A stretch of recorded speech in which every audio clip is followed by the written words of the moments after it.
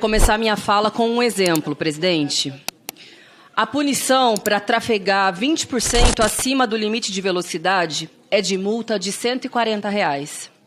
Ao invés disso, o julgador aplica pena de prisão e multa de R$ 10 milhões. Qual seria o problema aqui da aplicação dessa pena? Aqui não é um problema de dosimetria, mas sim de vício formal, o que torna a decisão nula, porque a pena aplicada não tem previsão legal para aquela conduta específica. E o julgador aplicou a pena que ele quis, ainda que a legislação brasileira indique outra coisa. É exatamente a mesma conduta que foi aplicada no Conselho de Ética com relação ao deputado Glauber Braga. Porque o relator, ele aplicou a pena que ele quis, não aquilo que o Código de Ética determina. E aqui nós podemos ser criativos, nós podemos em alguns momentos sermos vingativos, nós podemos ser injustos, mas sempre nós temos que seguir aquilo que diz o nosso Código de Ética. E no que diz respeito, senhoras e senhores, à agressão física, não se trata de escolher qual é a pena, portanto não se trata de dosimetria. O Código de Ética, ele é taxativo. Vou ler para vossas excelências. A censura escrita será aplicada pela mesa por provocação do ofendido nos casos de incidência nas condutas previstas no inciso 3 do artigo 5º. E o que diz o inciso 3 do artigo 5º? Praticar ofensas físicas ou morais nas dependências da Câmara.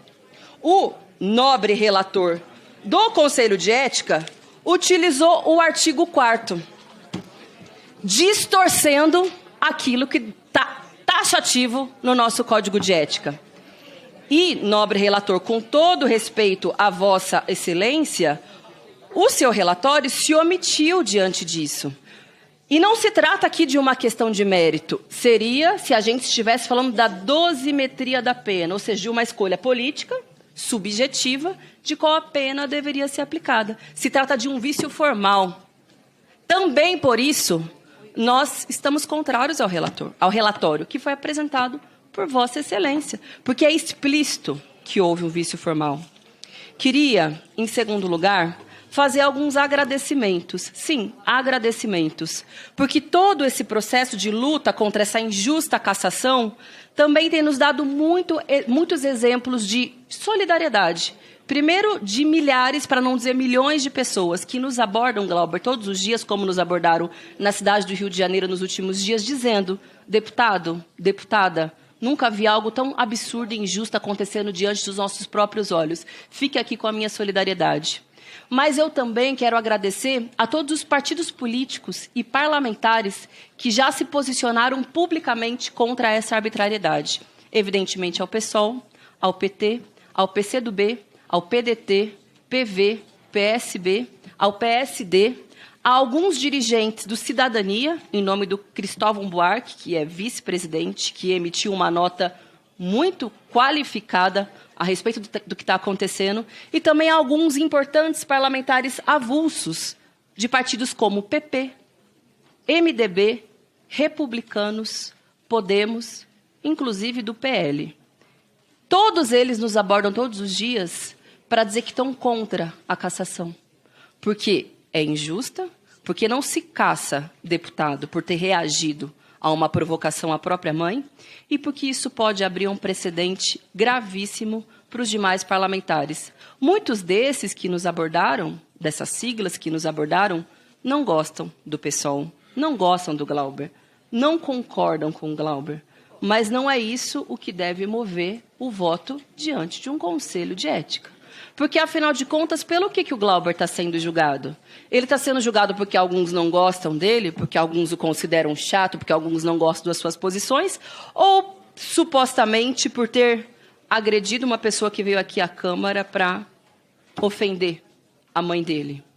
Se é por esse fato que ele está sendo julgado, a gente tem que utilizar aquilo que diz o nosso Código de Ética. Se querem dar um outro julgamento, que mudem o Código de Ética anteriormente, para poder aplicar essa pena distorcida que seria a da cassação. Para além do que diz o nosso Código de Ética, vou relembrar.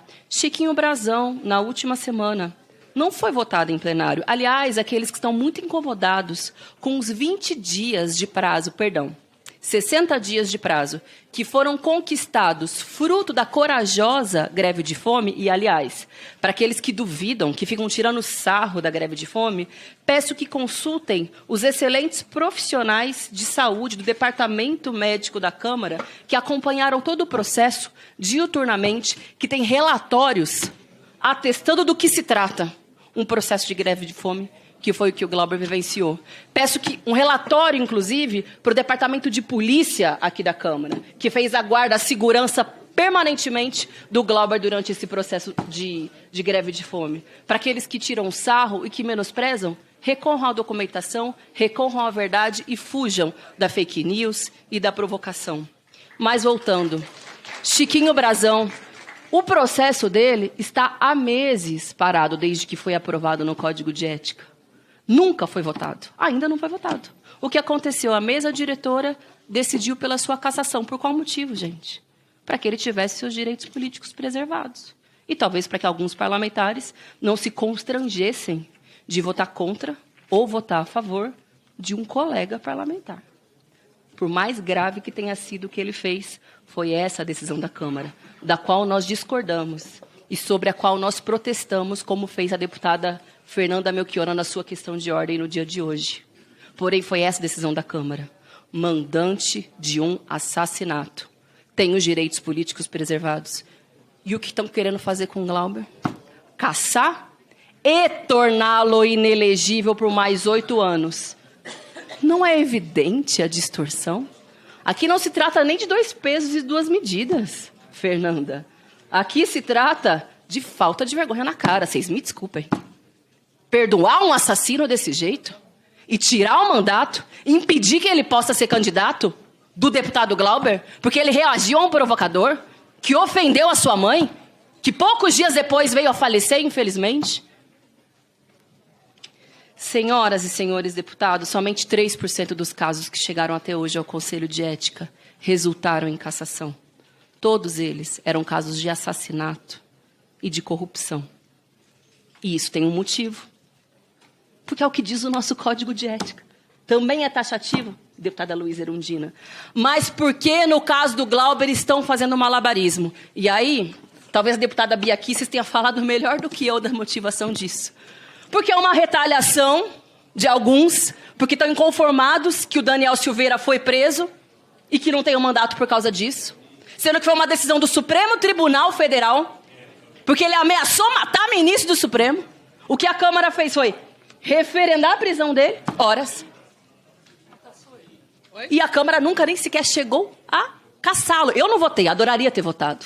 Mas não foi votado também, foi uma decisão da mesa diretora. Senhoras e senhores, estão querendo nos retalhar do quê? Sendo que foi ele que cometeu o crime contra o país e que nos ameaçava todos os dias no exercício do mandato parlamentar aqui. Mas a deputada Bia Kicis citou uma série de casos escabrosos, de negacionismo, de golpismo e de transfobia. Nenhum deles foi sequer julgado. Todos eles foram imediatamente arquivados. Então também não se trata de uma vingança com relação ao que a gente fez. Então é por que o Glauber está passando por esse processo. Todo mundo sabe disso. Todo mundo sabe o que está por trás. Por que se trata de uma perseguição? O que significou a voz do Glauber na tribuna para desmontar um dos esquemas mais perversos de corrupção dos últimos anos que foi exercido aqui na Câmara.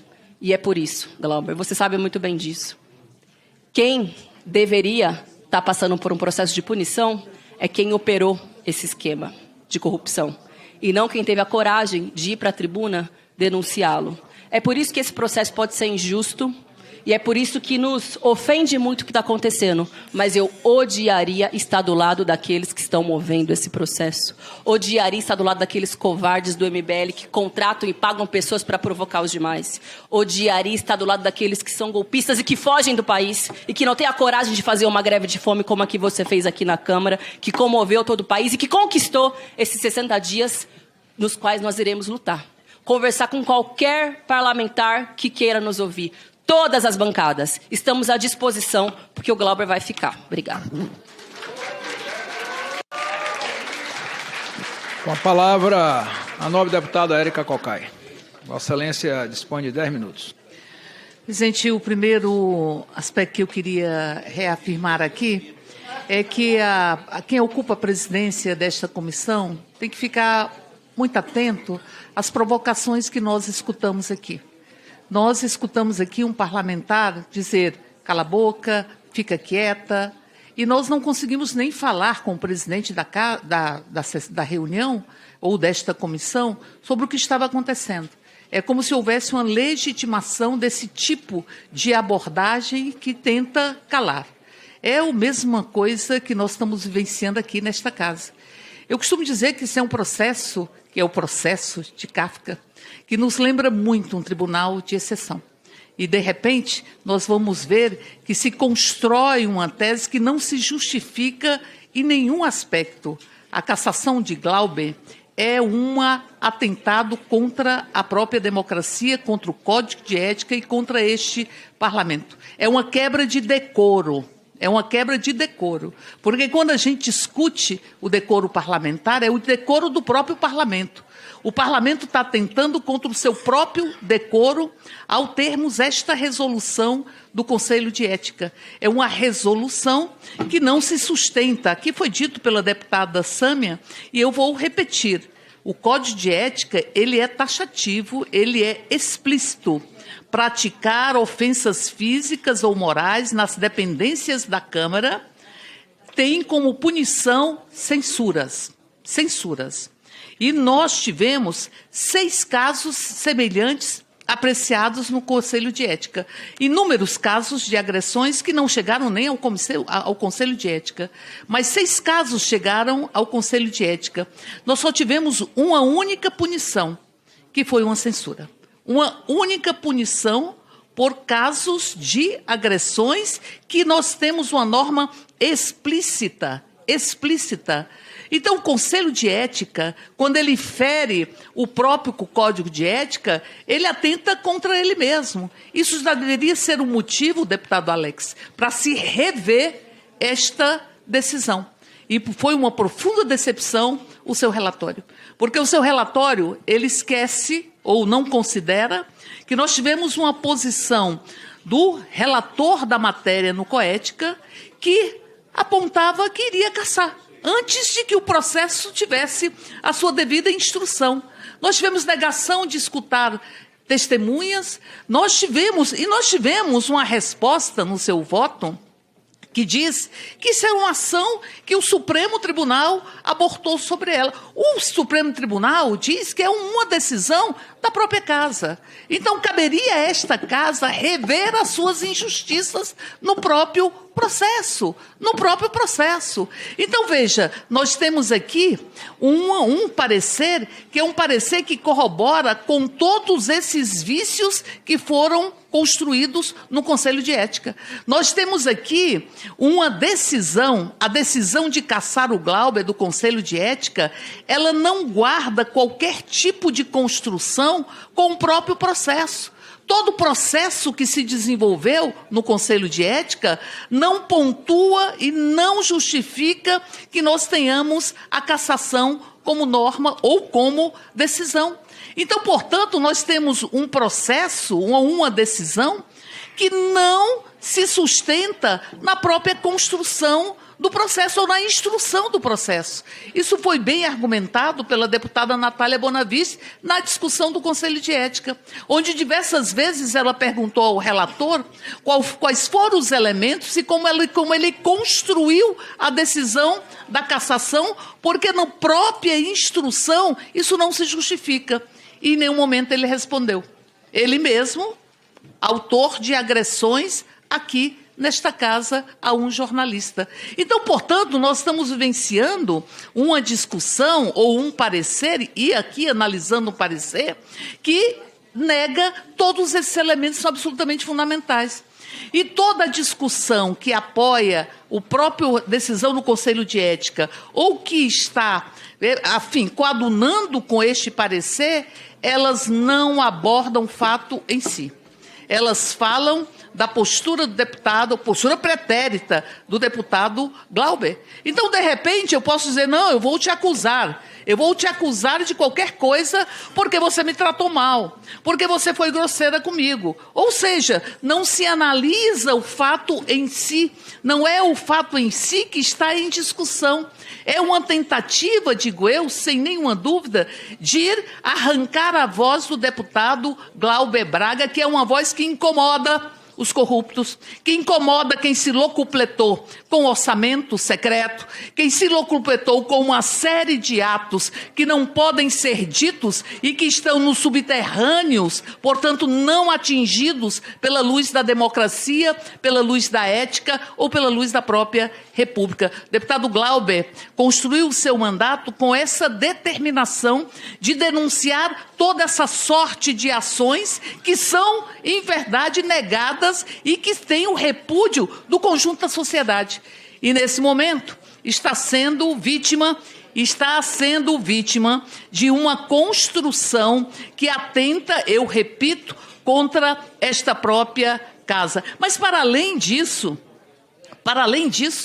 você tem as condições em que se deu o ato do deputado Glauber, que também são ignoradas. Havia uma pessoa, de forma deliberada, que está sendo homenageada por esta casa. Quando o Conselho de Ética propõe a cassação do deputado Glauber, ele está legitimando posturas de pessoas que chegam aqui para provocar, para ofender, enfim, sempre são as mulheres que são ofendidas. Foi a mãe do deputado Glauber, sempre são as mulheres que eles buscam atingir e buscam construir esse processo, constroem aqui esse processo. Tem um vídeo desta mesma pessoa que ele diz: hoje eu tenho uma missão, a missão de entrar dentro da Câmara e impedir o exercício do mandato de um parlamentar e perseguir esse parlamentar, ofendendo a sua própria mãe, sabendo das condições de saúde que a sua mãe estava enfrentando naquele momento. Nada disso foi considerado. Nada disso foi considerado ao se estabelecer a decisão de cassação. Então, por que está se buscando cassar? Talvez vingança? Talvez uma retaliação? Porque nós vimos aqui uma deputada que diz, inclusive, que é preciso respeitar a soberania do voto, mas que aplaudiu as tentativas de golpe contra a soberania do voto que o Brasil estabeleceu e que se expressou nas últimas eleições de 2022 e que defende anistia para quem atentou contra a própria soberania do voto. Que aqui diz, ora, mas atacam a extrema-direita, mas nos atacam, e fazia um ataque à esquerda para tentar justificar a sua postura de estar coadunando com um processo de cassação que a história irá julgar sem nenhuma dúvida. Tem, deputada Sâmia, um trecho de um livro que fala das mulheres que correm com os lobos, que diz mais ou menos assim: quando a gente fala o que eles querem, quando nós não somos nós mesmos, quando nós não exercemos o direito de sermos o que somos, muitas vezes eles vão nos repudiar. Porque o que eles querem é que nós nos exilemos, é que nós nos autocassemos, é que nós sejamos silenciados para que não possamos expressar o que acreditamos e não possamos aqui exercer o que é fundamental para este parlamento, que é a pluralidade de ideias. Portanto, é inadmissível que nós estejamos vivendo este momento nesta casa. É inadmissível. Inadmissível que tenhamos tido essa resolução ou essa decisão do Conselho de Ética e, ao mesmo tempo, estejamos aqui com um parecer que esquece todos esses elementos. Eu queria, mais uma vez, fazer minhas palavras da deputada Natália Bonavides e que alguém explicasse como é que o relator chegou na cassação.